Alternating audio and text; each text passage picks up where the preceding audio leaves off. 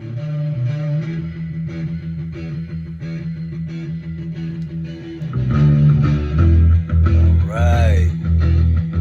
Good afternoon. Friday. Welcome to the Whole Lot of Zep channel. I'm Rick. For the next couple minutes, we're going to be talking about Led Zeppelin 2 retrospect. I got everything all queued up and ready to go. If you just bear with me, I'm going to turn off the studio track and play some bootlegs so I don't get booted off of YouTube.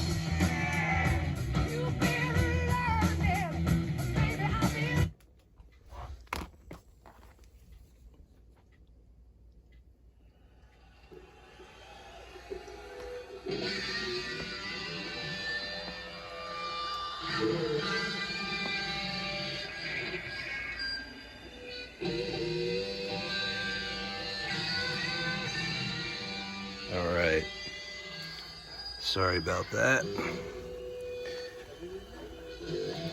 So here we are with Led Zeppelin 2.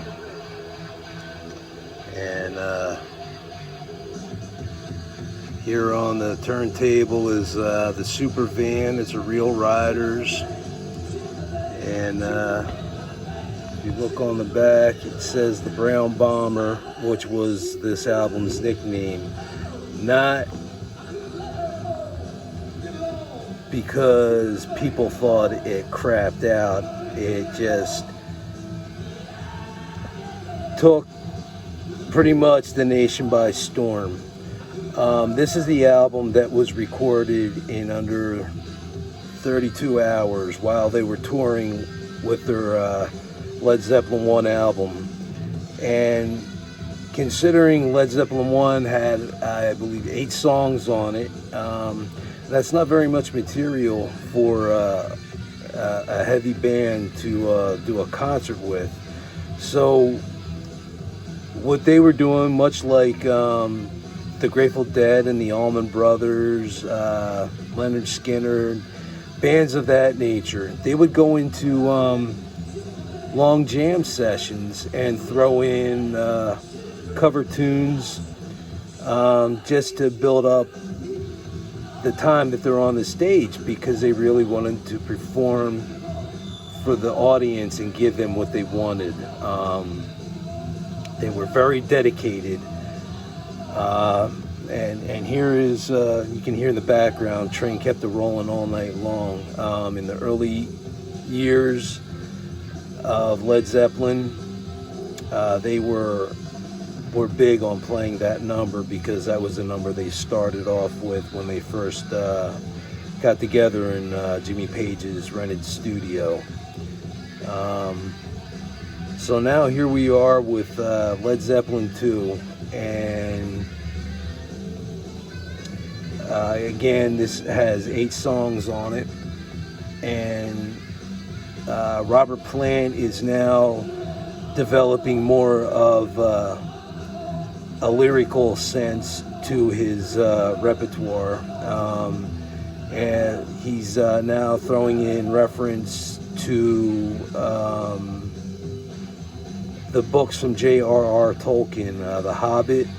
There is plenty of reference throughout Led Zeppelin that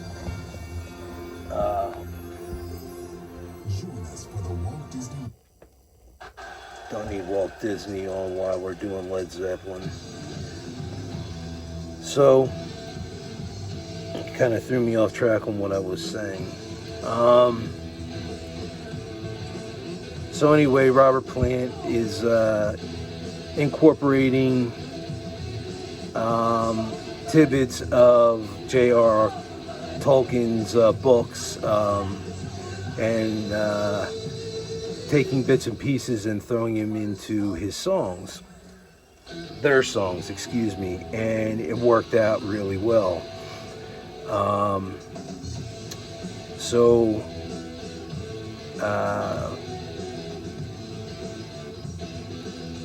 Ramble On has a reference to The Hobbit, as he mentions Gollum and the evil one crept up and slipped away with her. That was a reference to The Hobbit and Gollum. If anybody knows The Hobbit, they know who Gollum is. That creepy little dude that had the ring that made him invisible. Robert Plant was very much into literature, and that helped develop his lyrical skills. And he didn't hold back when he wrote. And for the most part, it's safe to say that Led Zeppelin was a quintessential band that could have been the poster band for drugs, sex, and rock and roll. It's that simple. When they went out and came back to the States on tour for Led Zeppelin 2, they had already developed an underground reputation as being a hard-hitting band, and people on the streets were talking about them, and they couldn't get enough of the albums. They were selling out like crazy, and they wanted to see Led Zeppelin. They wanted to see what this was all about. The critics, on the other hand, were just not kind to Led Zeppelin, and they refused to do interviews, and it actually worked out into their favor because it created the mystery of Led Zeppelin as to what goes on behind closed doors. You hear stories, but are they true? Are they just bolstered stories to inflame an ego of a band that doesn't need an ego inflamed because they are pretty much at the top of the list?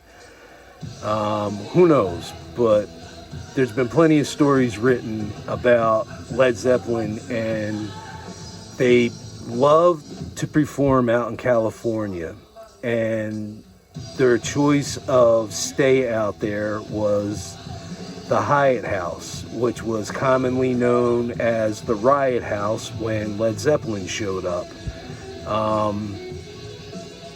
John Bonham had taken a Harley that he rented, and he literally drove it through the hallways of the hotel. One time they were there. The thing is, they did crazy shit, caused damage, tore out walls, threw the TVs out the windows, but they always paid for their damages. They never walked away and said, screw it. They loved that place. They always wanted to come back, so they wanted to make sure they were welcome. They paid for their damages, and the owner humbly accepted and was honestly quite thrilled by the fact that Led Zeppelin wanted to stay there while they were touring along the California coast. And so when they were recording, Jimmy Page was bouncing back and forth between doing the tours and concert dates, and on his time off, when he was recording Led Zeppelin 2, he was flying back to New York to basically master the recordings of the album. And when Led Zeppelin 2 came out, it hit the masses like a thunderstorm. This album here is what put rock and roll on notice. This was the new way that the music was going to be coming out, and they were part of the British movement. And I can honestly say that if it wasn't for the British movement, we wouldn't have the kick-ass rock music that we have. I'm not putting the Allman Brothers Down, or Leonard Skinner, or any of our other homegrown bands by any stretch of the imagination. But the British invasion just overpowered everything, and they hit hard and heavy. And around the same time, Black Sabbath was just starting to get noticed as well. So between them and Led Zeppelin, people were hearing new heavy music coming out of the underground, and they were loving it, and they wanted more of it. It has been said that on one of the concerts during the promotion of the Led Zeppelin 2 album, the kids in the front row on the stage, Jimmy had remarked that he couldn't believe what he was seeing. The kids were actually banging their heads on the stage to the music. And who knows, maybe that's where headbangers came from. But Jimmy Page has been quoted in making a comment about how astonished he was that people were actually loving the music and abusing their heads at the same time. And it became a commonplace, which led to the thrash pits of now. But Led Zeppelin 2 it came on hard, heavy, struck a note with everybody except for the critics, who politely said that it was another album that is overproduced and would not last more than a couple months, and the band would eventually fade away. Remarks like that caused Led Zeppelin to turn their backs on interviews. So it was the media that killed it for themselves, on interviewing Led Zeppelin. And if there were any interviews done, more often than not, they would get cut short because they would get irritated by the nonsensical questions that were being asked. Instead of asking about the music that they were putting out, they would start asking questions about Jimmy Page's mysticism with the occult and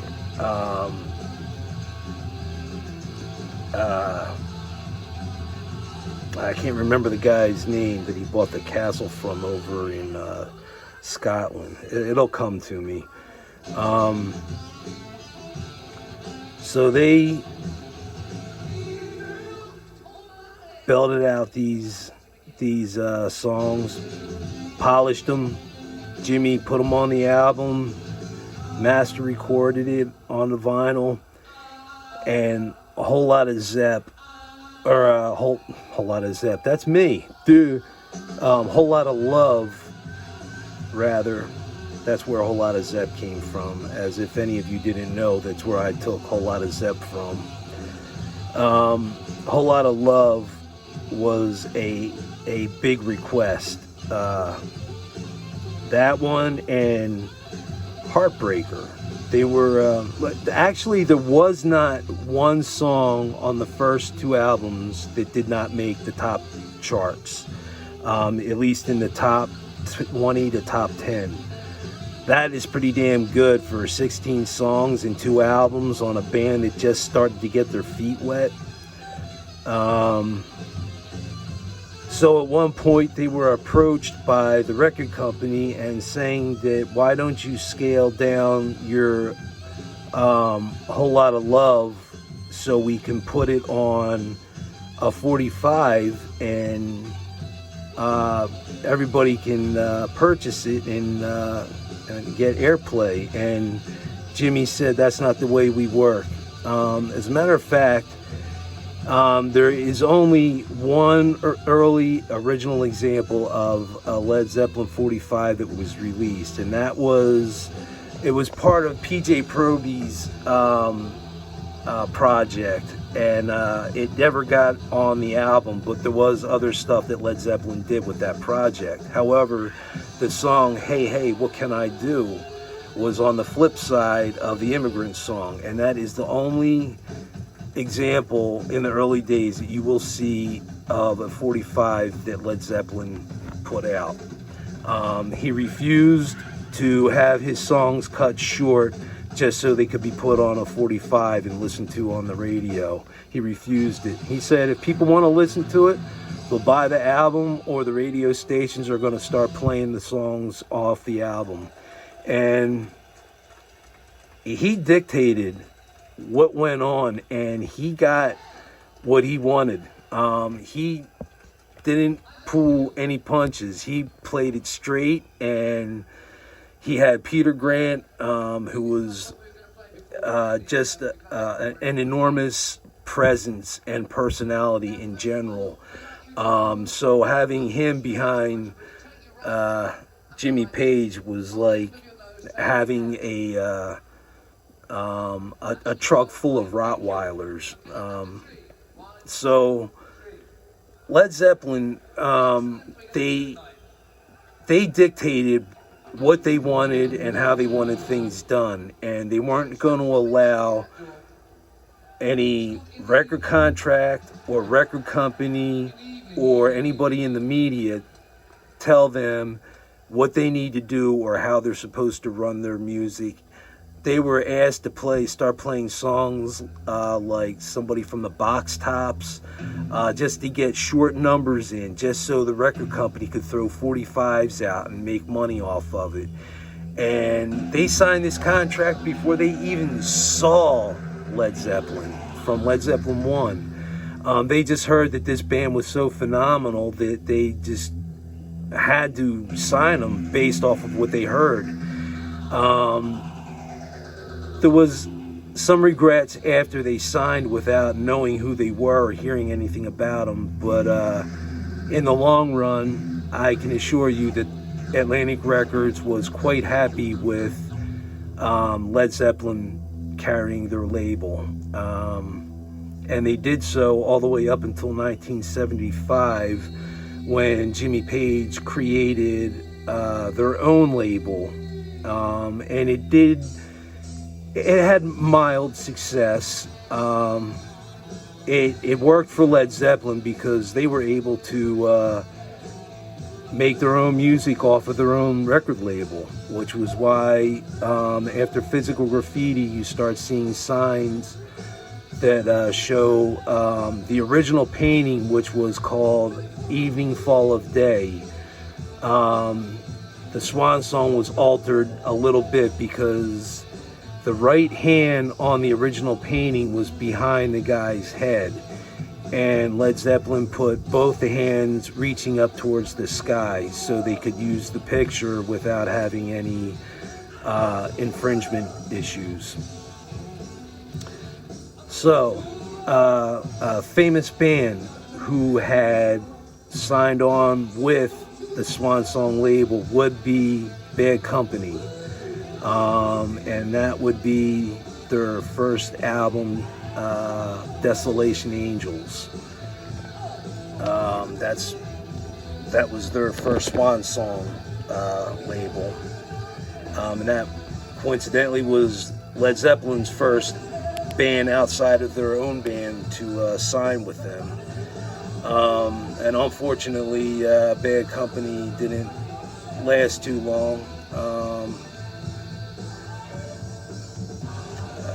I can't remember what happened there, but anyway, Led Zeppelin just continued to reach new heights, and every time they performed, they set the bar higher, and they never lowered the bar. True, Jimmy Page at times played extremely sloppy, but you have to realize the guy was also addicted to heroin, and that didn't start happening until after the Physical Graffiti album. I think it was Richard Cole who introduced Jimmy Page to heroin, and it altered their music and their concerts. As a matter of fact, Jimmy Page had to be taken off stage because he passed out. He was so fucked up. John Bonham, he passed out from drinking too much. John Paul Jones was passed out from exhaustion. I mean, these guys were on the go 24/7, and when they weren't recording or playing their concerts, they were partying their asses off. There was never any break, but they always wanted to be home. All they could think about was their families and the New England countrysides and their homes in England. So there's a little bit of Led Zeppelin 2 retrospective. I hope you enjoyed it. I will be following this up with Led Zeppelin 3. Don't know when I'll be doing that, but there will be a Led Zeppelin 3 retrospective. And why not talk about Led Zeppelin with diecast, especially when I can do it. It's fun. And I get to flex my Led Zeppelin brain muscles. So anyway, there's your Led Zeppelin 2 retrospective. So if you haven't hit that subscribe button, don't be shy. Hit it and join the party. There's a lot going on. Hit share and like also. I think that's about all I got. I might be back on later with another video. But I hope you guys enjoyed this, and I hope everybody stays safe and healthy, and I will talk to you on my next video. Take care.